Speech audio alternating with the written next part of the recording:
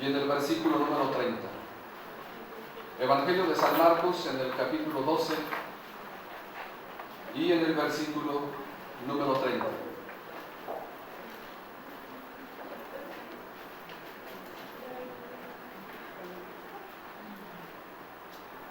¿Estamos ahí, hermanos?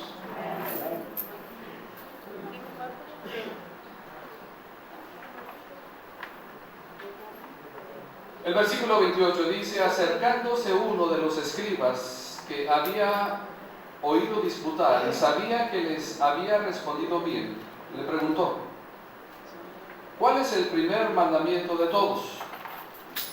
Jesús le respondió: el primer mandamiento de todos es: oye Israel, el Señor nuestro Dios, el Señor uno es.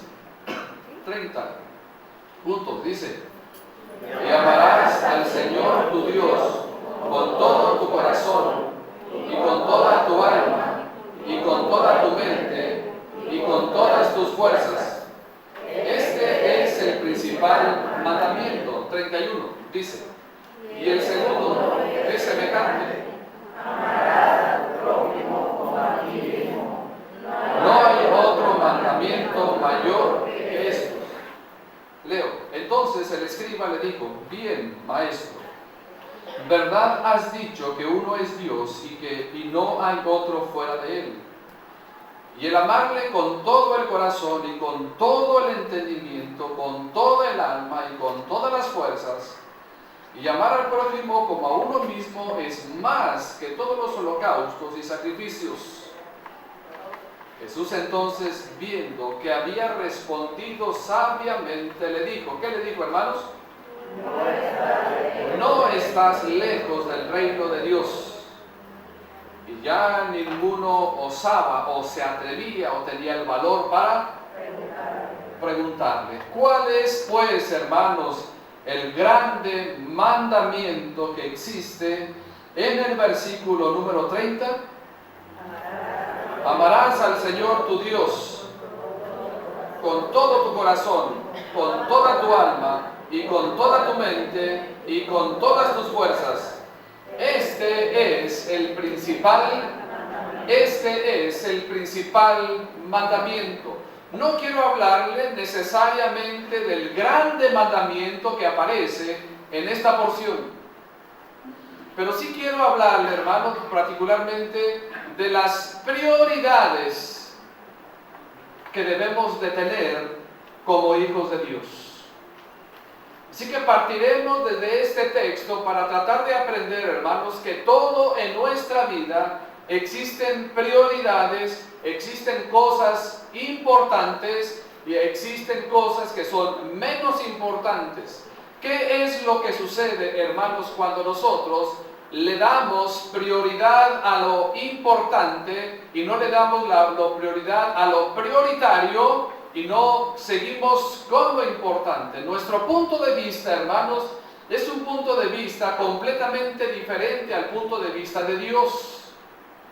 Nosotros creemos y pensamos muchas de las veces que como estoy actuando, estoy bien.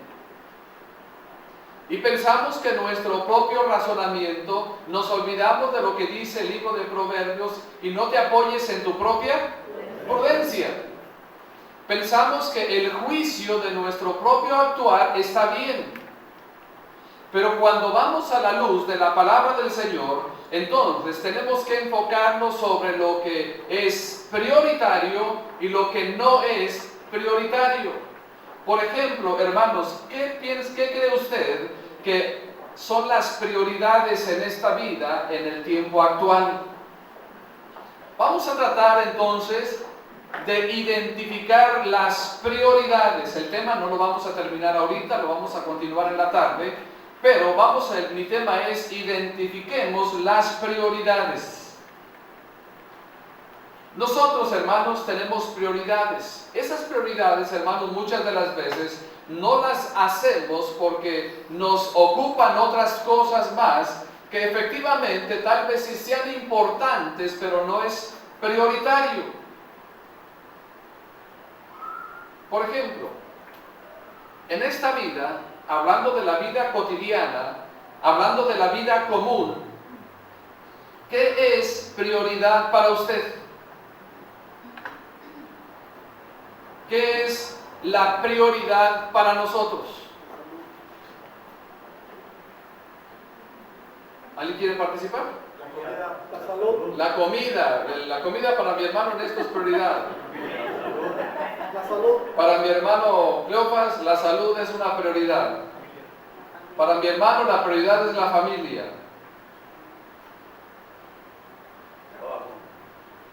Para mi hermano, el trabajo. ¿Para quién más tiene otra prioridad? ¿Tiene otras prioridades? La educación. El estudio, la educación.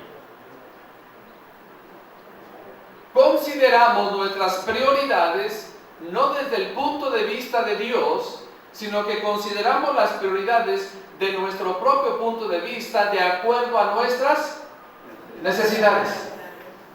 Y pensamos que no importa cómo cubra yo mis necesidades, porque cubrir mis necesidades es una prioridad y no me importa cómo cumplirlas, siempre y cuando lo cumpla o lo haga. Y muchas de las veces, hermanos, inclusive hasta pisoteamos prioridades y pisoteamos cosas importantes y también relevantes a costa de nuestro punto de vista de ser prioridad.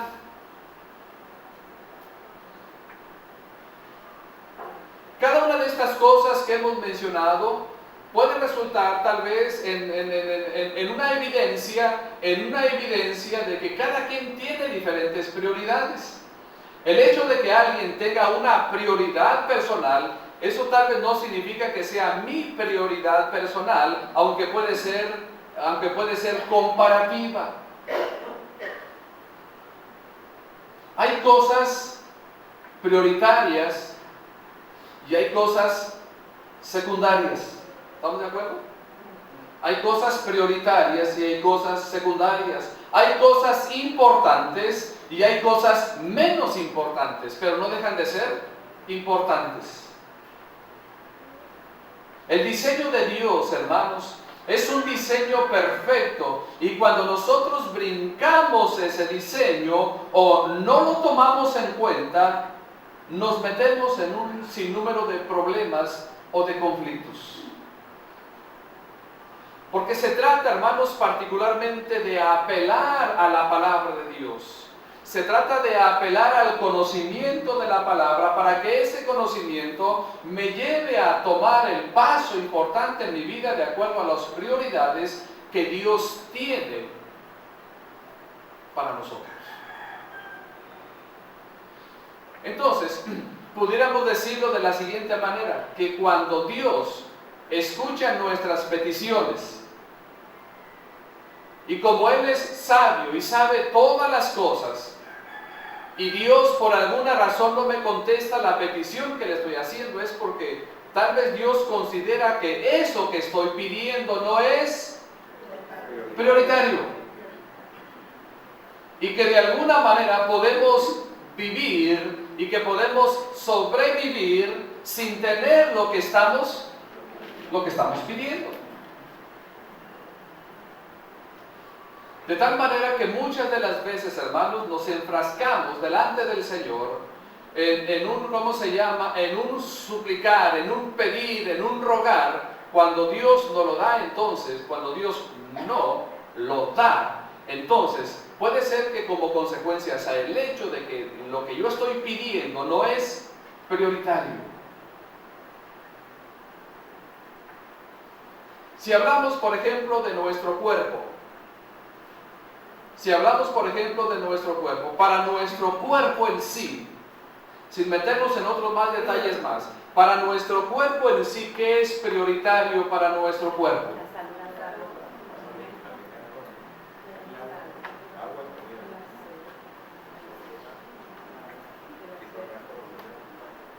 Mire, ¿qué pasa, por ejemplo, cuando alguien está enfermo y no tiene hambre?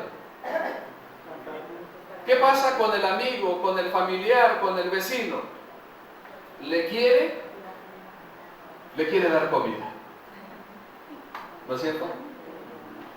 Es que no tengo hambre, pero miras, haz una luchita, haz un esfuerzo y que mira, aquí te traje un caldito, aquí te traje no sé qué, aquí te traje algo para que lo comas, porque pero cuando estaba sano y tenía hambre, ¿quién le dio? ¿Quién le ofreció? Así que pudiéramos decir entonces que para que haya hambre se necesita tener salud. ¿Estamos de acuerdo?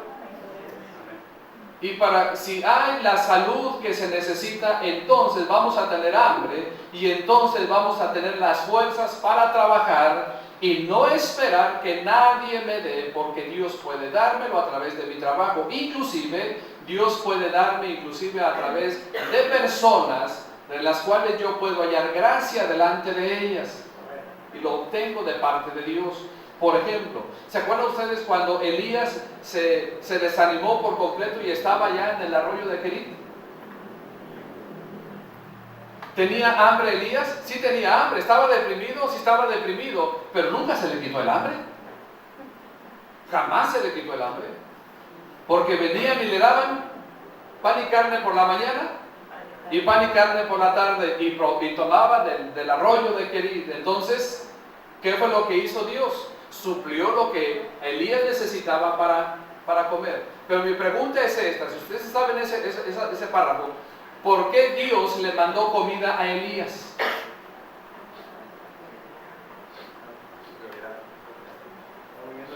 ¿Sabe por qué Dios le mandó comida a Elías? Porque le dijo Dios a Elías: levántate porque el largo camino te resta. Es decir, necesitas fuerzas y necesitas comida para continuar haciendo la obra que yo te voy a encomendar.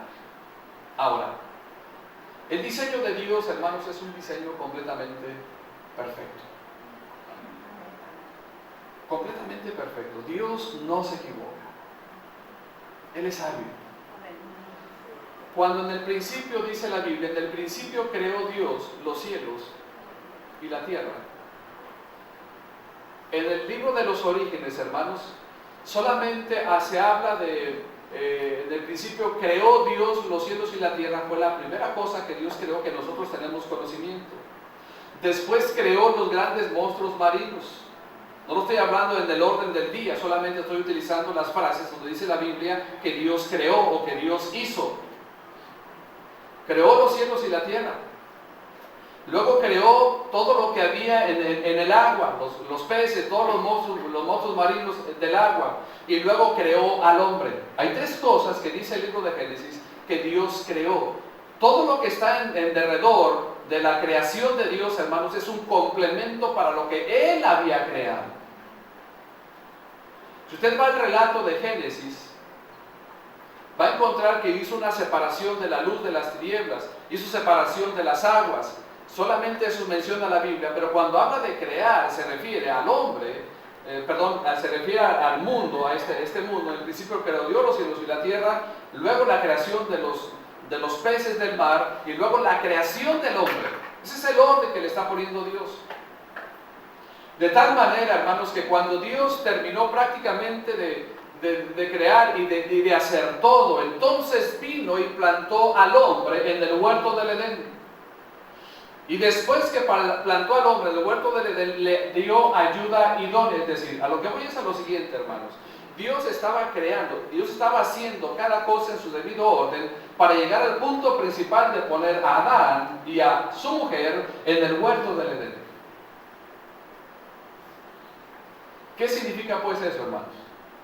Eso significa que Dios le proveyó absolutamente todo a la primer pareja, Adán y Eva, de tal manera que cuando Adán y Eva ya estuvieron creados por Dios, ya tenían todos los recursos necesarios para poder vivir o para poder subsistir. Pero quiero que veamos algunos textos, hermanos, para que identifiquemos algunas prioridades. Muchas de las veces, hermanos, nos equivocamos en las prioridades. Nos equivocamos. Vamos a ver si podemos ponernos de acuerdo en esta mañana. Por ejemplo, el orden sería más o menos así. Dios. Vamos a ser de acuerdo conmigo. Dios. Amarás al Señor tu Dios. ¿Qué dice? Con todo tu corazón, con toda tu alma, con toda tu mente y con todas tus fuerzas. Ese amor, ¿hacia quién debe de ser? Hacia el viejo, al esposo, a la esposa. No. Ese amor debe de ser mente, corazón, fuerza y todo hacia los hijos. Tampoco. Fuerza, mente, corazón, intensidad al trabajo. Tampoco. Fuerza, mente, corazón, intensidad a la diversión. Tampoco. ¿Por qué Dios reclama para Él el primer lugar? ¿No será entonces Dios hasta cierto sentido un tanto egoísta? ¿Por qué Dios quiere toda mi atención para Él? Creo que hay un plan, creo que hay un propósito. Cuando nosotros aprendemos a amar a ese Dios invisible, y cuando aprendemos a ser fiel a ese Dios invisible, que no vemos, entonces creo que estamos listos para empezar a amar. ¿A quiénes? A lo que vemos. A lo que vemos.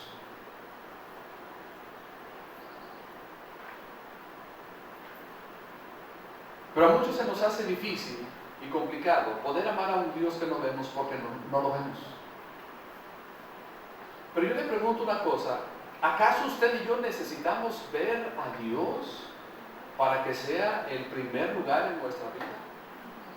¿Necesitamos tocarlo? ¿Necesitamos saludarlo? ¿Necesitamos darle un abrazo para que sea el primer lugar en nuestra vida?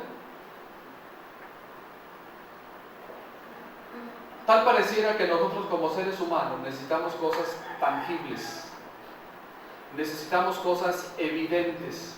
Y como no es tangible y como no es evidente, entonces no soy capaz de entregarme a ese Dios que entregó todo por mí. ¿Se da cuenta? Jesucristo dio su vida sin conocernos a nosotros en el sentido relativo de la palabra, para que todo aquel que en él cree no se pierda, mas tenga vida eterna. Entonces nosotros debemos de corresponder a esa gracia y a ese amor de Jesucristo. Vayamos, por ejemplo, al primer texto. Vayamos a Proverbios capítulo 8. Para ir considerando algunas prioridades. Ya sabemos que Dios debe de tener la prioridad en todas las cosas, ¿cierto? Ya apelamos a este mandamiento: llamarás al Señor tu Dios con todo tu corazón, alma, mente, pensamiento, fuerza, intensidad, todo, sin reserva, está diciendo el texto. Pero vayamos al libro de Proverbios capítulo 8 y el versículo número 11. Vamos a este proverbio, muy sencillo, hermanos, muy sencillo este proverbio. Proverbios capítulo 8 y el versículo número 11. ¿Estamos ahí, hermanos?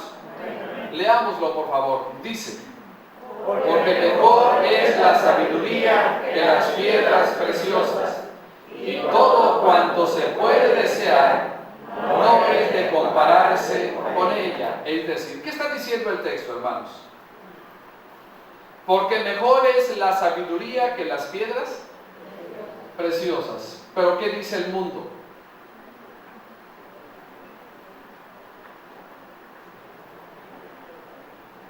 ¿Qué dicen algunas mujeres? Digo algunas, no todas, ¿verdad? ¿Se acuerdan, hermanas, cuando todavía era el tiempo en que podían lucir sus ¿cómo se llaman? sus cadenas de oro, que hasta ya me se hacían así, de lo pesado y todo. ¿Se acuerdan cuando cuando podían lucir aquellos, ¿cómo se llaman? Aquellos aretes antiguos, las arracadas así de oro, ¿cómo se llama? Las esclavas y los anillos. ¿Se acuerdan cuando se podía lucir todo eso?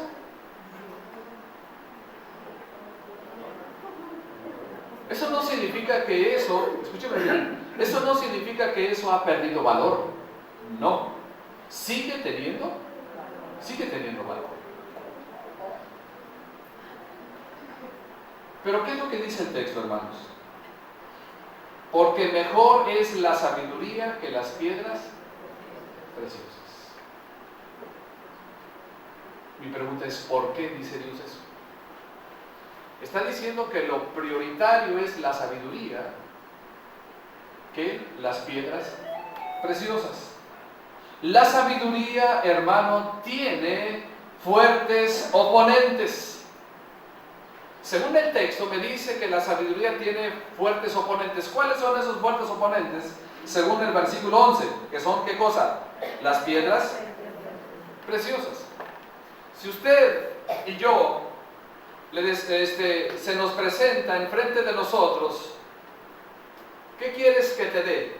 ¿Sabiduría o piedras preciosas? ¿Qué pediría usted?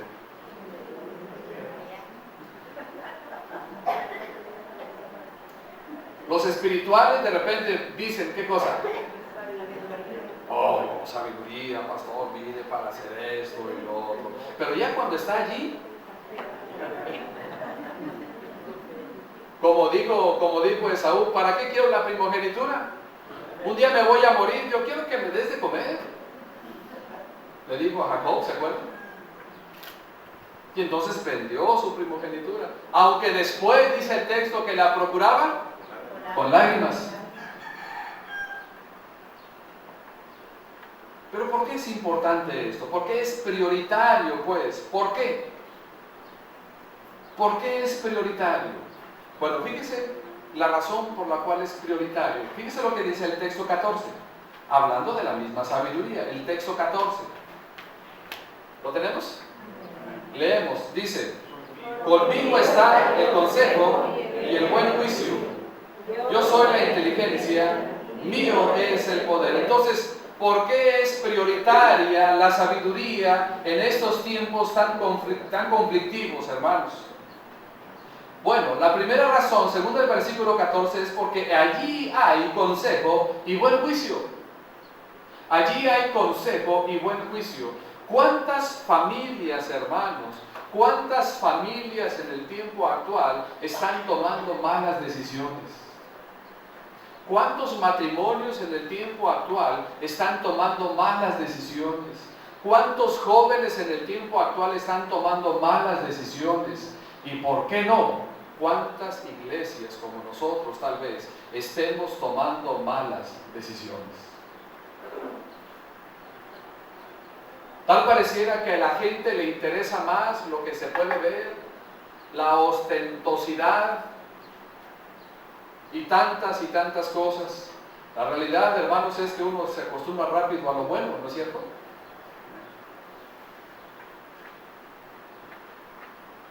¿Pero qué me está diciendo el texto?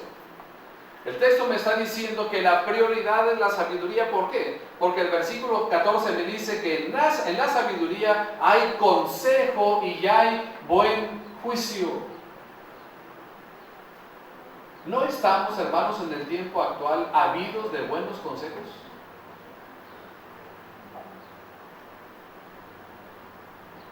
Aún dentro de nuestro pueblo cristiano, tenemos que aprender a detectar los buenos consejos. Y el mismo texto nos dice, y buen juicio, buen juicio.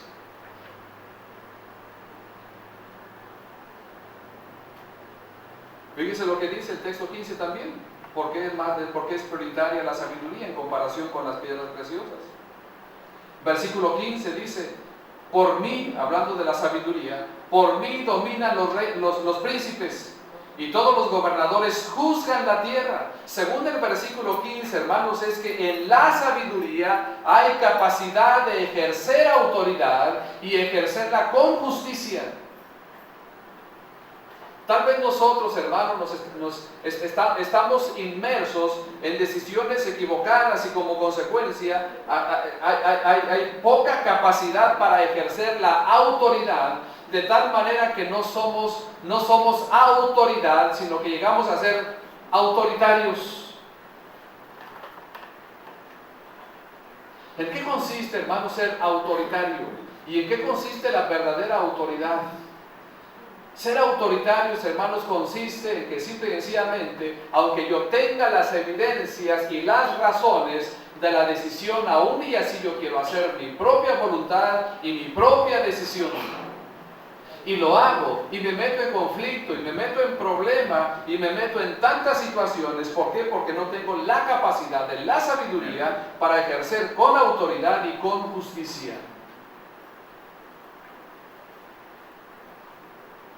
Yo me pregunto una cosa, si es que esto fuera así, ¿por qué los varones estamos perdiendo autoridad? ¿Por qué?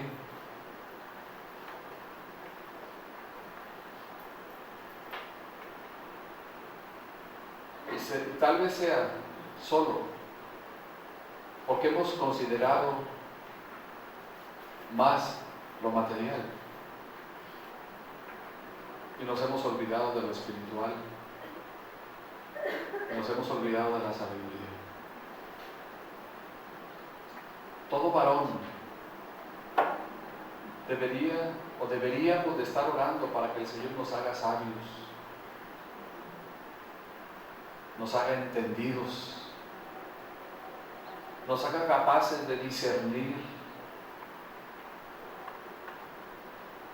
No para ser autoritarios, sino para ejercer la autoridad con juicio.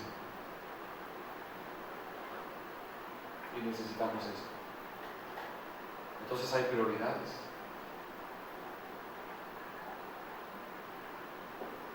Llega un momento, aunque la hermana no lo asienta con la cabeza, ni diga nada, pero hay momentos, hermanos, que las mujeres están cansadas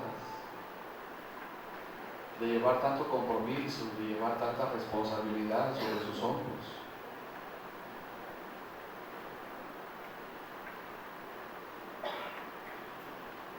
Porque nosotros no hemos apelado y no le hemos rogado y suplicado a Dios que en lugar de que nos dé piedras preciosas, nos dé sabiduría.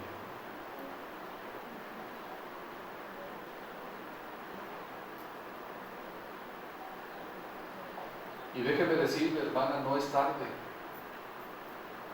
para que usted ore por su esposo, para que le dé sabiduría en las decisiones.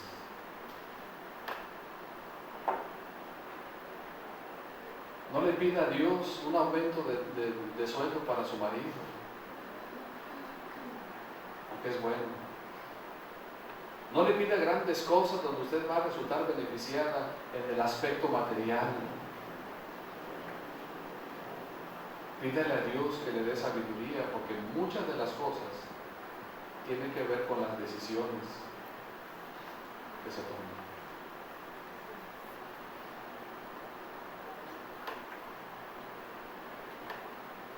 Y en lugar de que usted esté, como comúnmente se dice, ¿cómo se dice? Como cuchillito de palo, pero no corta, pero como magulla, dijo aquel, ¿verdad? Y usted quiere lograr las cosas en su propia fuerza.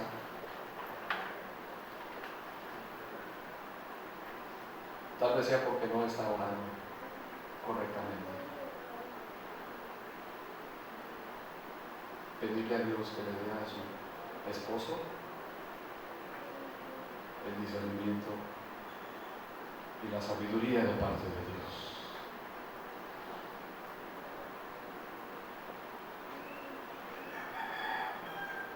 Además, ¿qué dice Santiago 1:5? ¿Quién lo sabe? Si alguno de vosotros tiene falta de sabiduría, ¿qué hay que hacer? ¿Y luego qué dice? Entonces, ¿qué debo de hacer? El texto me dice que debo de pedirla. El texto no me está diciendo, el texto no me está diciendo que todo está perdido. El texto me dice que si alguno de vosotros tiene falta de sabiduría, entonces hay que pedirla a Dios.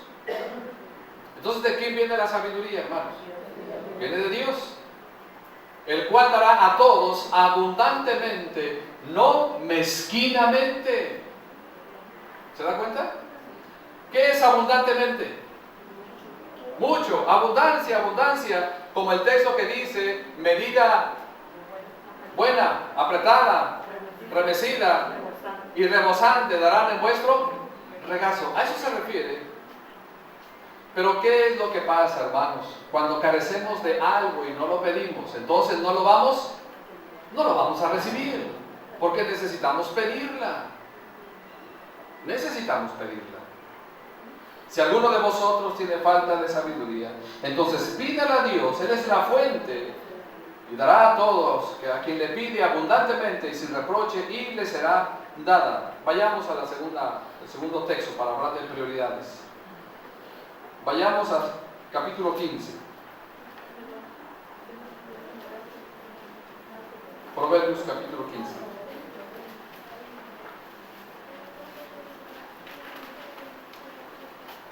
Versículo 16.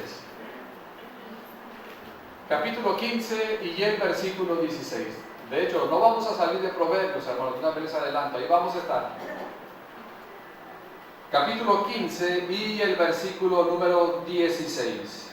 ¿Lo tenemos? ¿Cómo dice el texto, hermanos?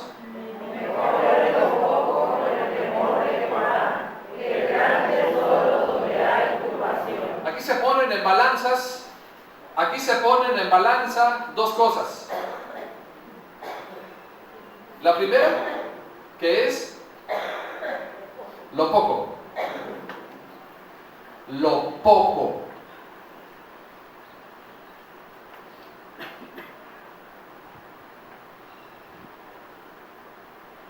Y lo otro es, la segunda parte del texto, el tesoro. Habla de abundancia.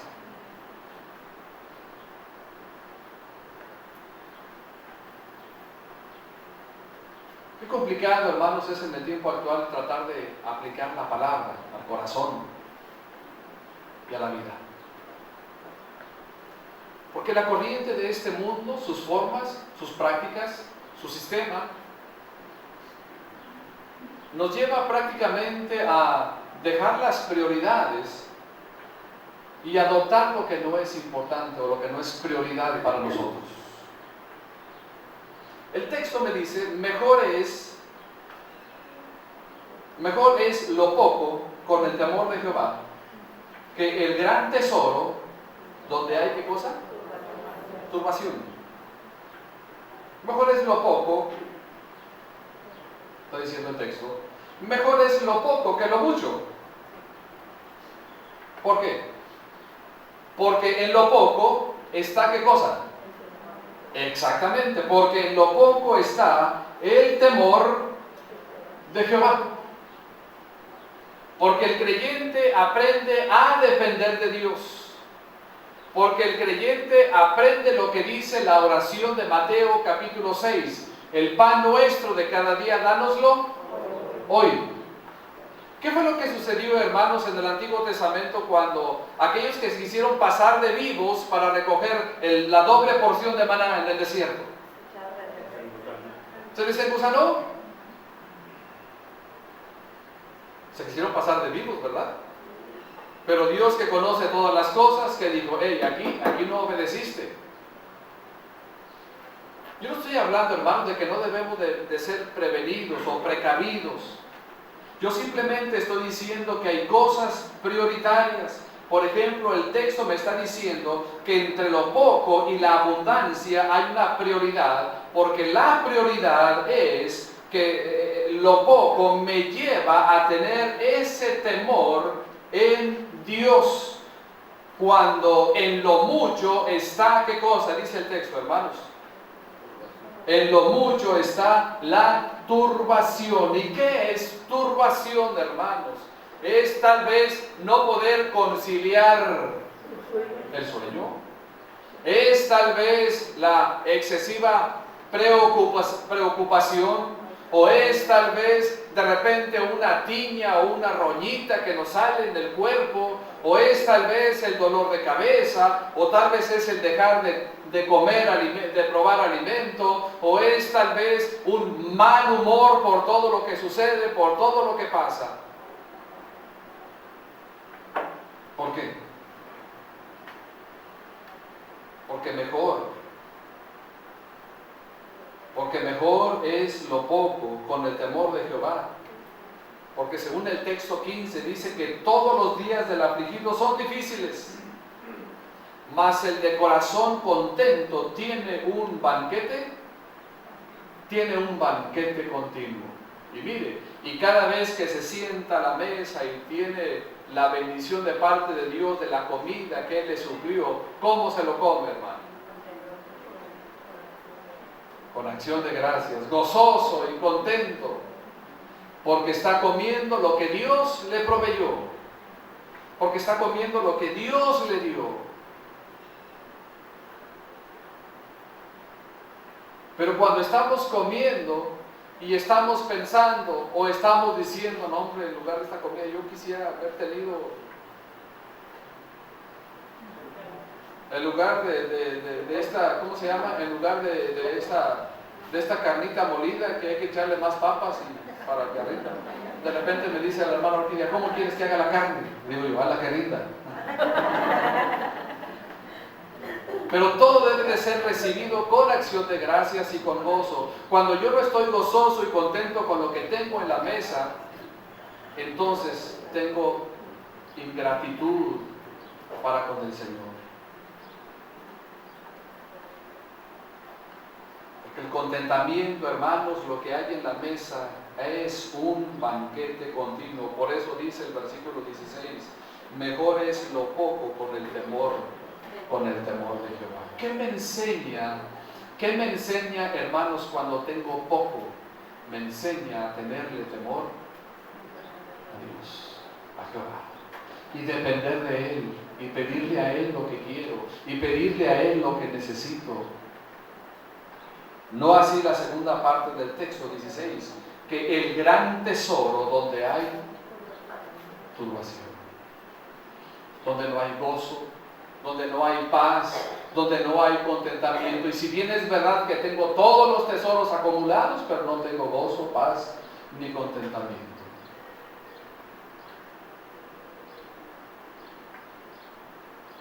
Aparentemente usted ve gentes, usted y yo decimos, qué bárbaro, esas gentes no necesitan nada.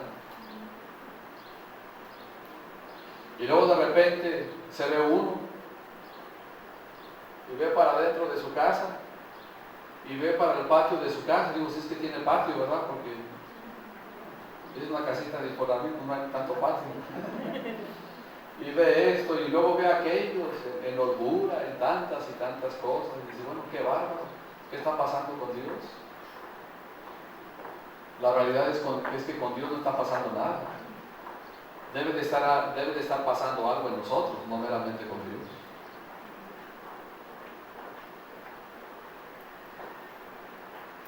Y luego de repente cuando la señora ve la lavadora que lava y seca y tiende solita la lavadora, le dice a su viejo, mira, ¿y por qué no me das? ¿Y por qué no esto? ¿Y por qué no lo otro? Y el pobre viejo no haya ni qué hacer, no haya ni para dónde correr.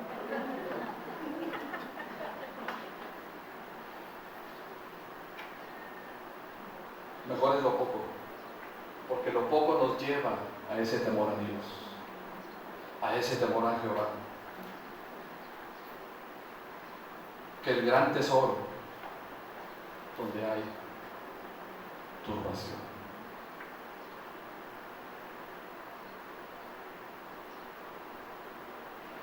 Creo que cuando somos turbados, hermanos, es porque no hemos aprendido el contentamiento. No hemos aprendido a estar contentos. Y cuando no estamos contentos, queremos más, ¿verdad? Y después de tener lo más, ¿qué más queremos? Más. Y después de tener ese más, ¿qué más queremos? Más. Y más. Y más. Pero déjeme decirle que el día que nos muramos,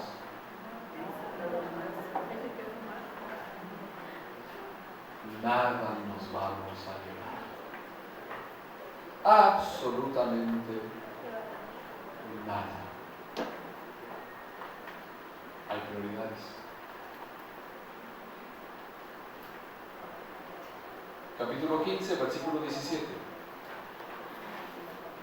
Capítulo 15 y el versículo número 17. Léanlo, por favor.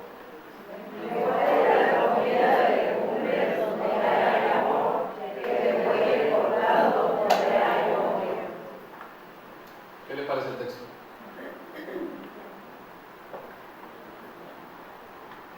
¿A cuánto les gustan las legumbres?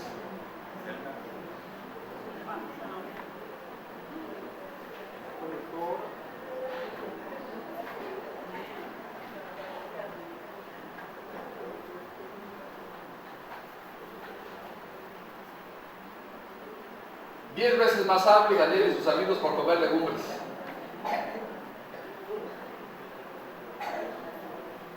Yo quiero, ¿qué cosa? Algo macizo, algo que amarre.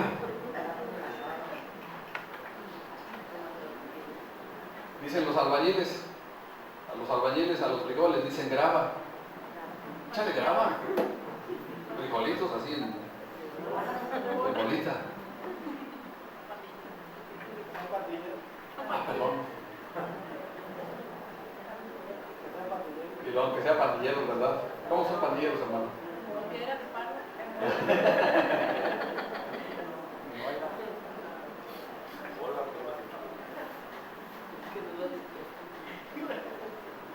El texto dice: mejor es la comida de legumbres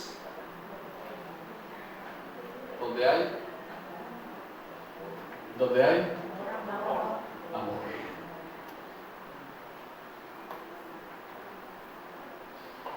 ¿Cree usted que eso es cierto?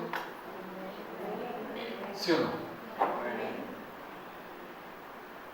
Porque usted come las legumbres y haga de cuenta que se está comiendo un pedazote de bistec. Solamente haga de cuenta. ¿Sí? Se está comiendo las acelgas, las espinacas, ¿qué más? El brócoli, la zanahoria y todo eso.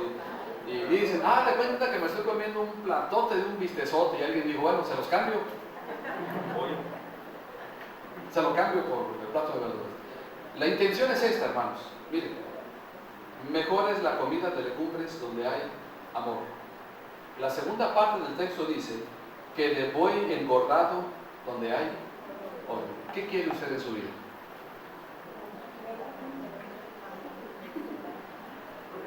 ¿Qué quiere usted en su matrimonio? ¿Qué quiere usted en su hogar, en su familia?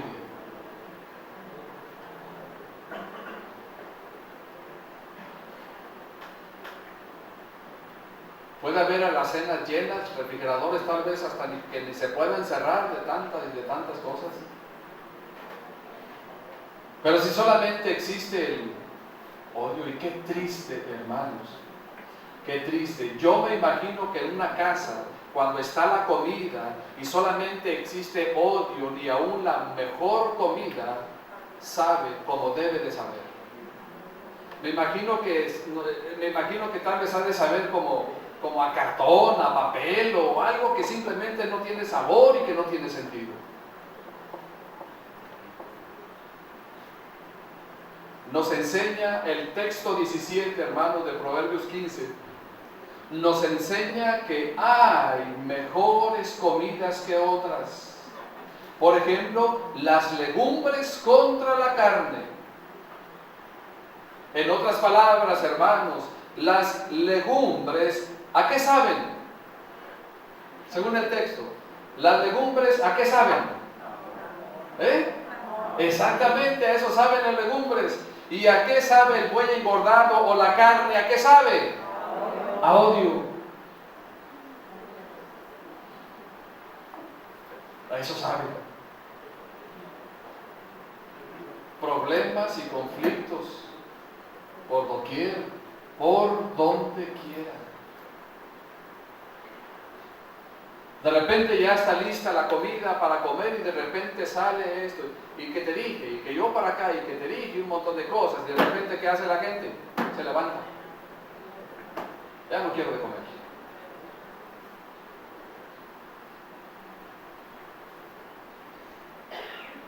Y eso no solamente hace daño emocionalmente o espiritualmente, sino que también físicamente, porque en lugar de comer comida, ¿qué se come? Se come odio, se come coraje, se come rencor, se come tanta y tanta cosa.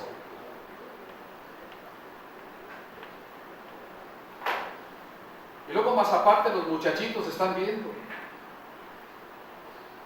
Ellos van a crecer con la idea de que todo matrimonio debe de ser así como mis papás, peleándose todo el tiempo.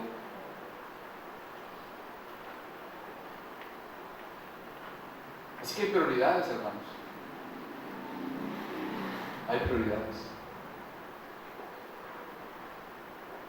Y si en algún momento de nuestra vida hemos invertido las prioridades,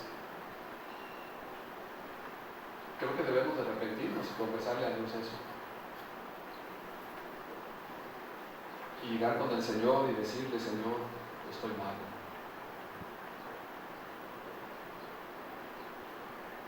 No he hecho lo correcto. No estamos hablando de perfección, hermanos.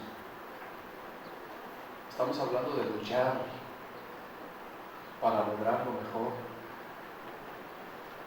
para Dios y para nuestras familias.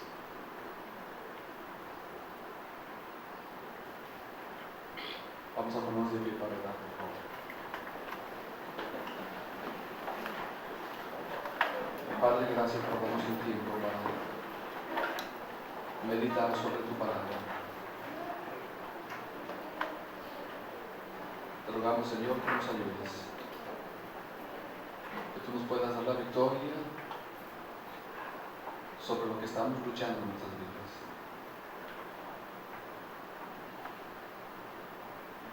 No voy a pedirle que pase al frente ni tampoco que levante su mano, pero si cree usted que Dios le ha hablado por medio de esta palabra y se ha dado uno cuenta de que ha invertido las prioridades, dígaselo a Dios ahí en su corazón, dígaselo a Dios ahí en su mente.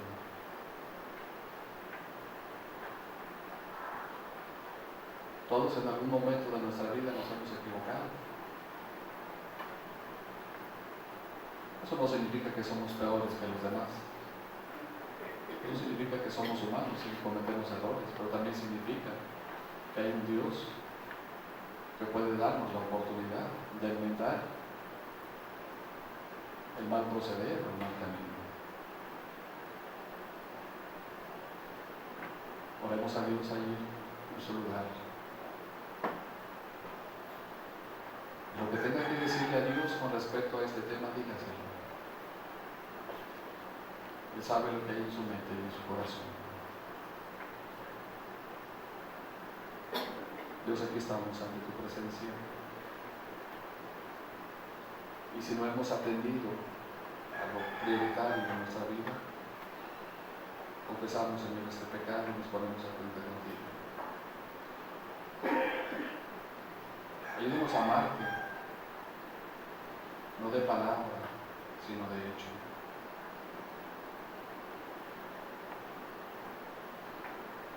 Danos el valor para hacerlo, la disposición para emprender las cosas.